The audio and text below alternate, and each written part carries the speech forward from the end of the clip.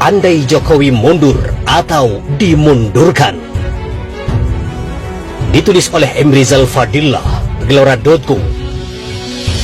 Wacana, bahkan desakan agar Presiden Joko Widodo mundur terdengar semakin nyaring.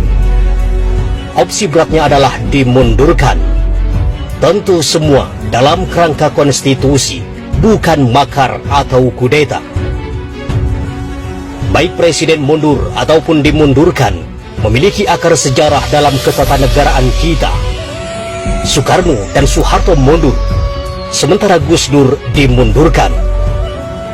Nah, kita mulai dengan Jokowi yang memilih untuk mengundurkan diri karena tidak mampu lagi untuk memimpin pemerintahan. Akibat pula dari kepercayaan rakyat yang hilang. Jika mundur sukarela dengan meminta maaf secara serius, mungkin tidak membawa konsekuensi hukum. Rakyat rela atau terpaksa memaafkan. Menurut pasal 8 ayat 1 Undang-Undang Dasar 1945, kedudukan presiden yang mundur akan digantikan oleh wakil presiden.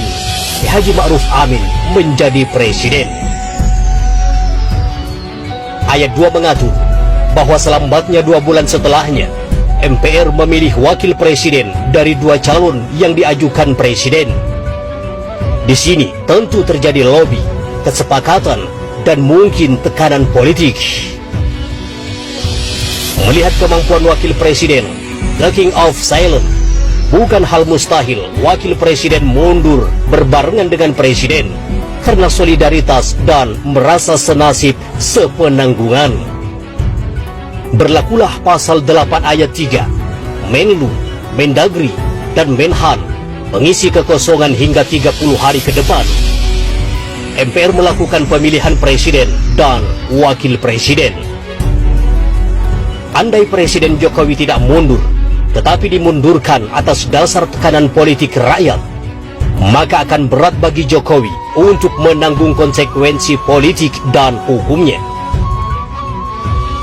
Pertama, ketika 2 menteri telah melakukan korupsi, maka wajar ada dugaan bahwa dana mengalir kemana-mana. Upeti keatasan pun patut dicurigai. Korupsi tersendiri atas berbagai kondisi juga sangat mungkin. Ada bongkar-bongkaran rekening gendut mantan presiden, baik di dalam maupun di luar negeri. Tuduhan korupsi bakal menanti. Kedua, kasus pelanggaran HAM mesti diusut dan diminta pertanggungjawaban Jokowi. Pembiaran tewasnya 700-an petugas pemilu 2019, pembunuhan oleh aparat sekurangnya 9 pengunjuk rasa pada 21-22 Mei 2019, serta pembantaian 6 pengawal HRS 7 Desember 2020 adalah daging empuk dakwaan.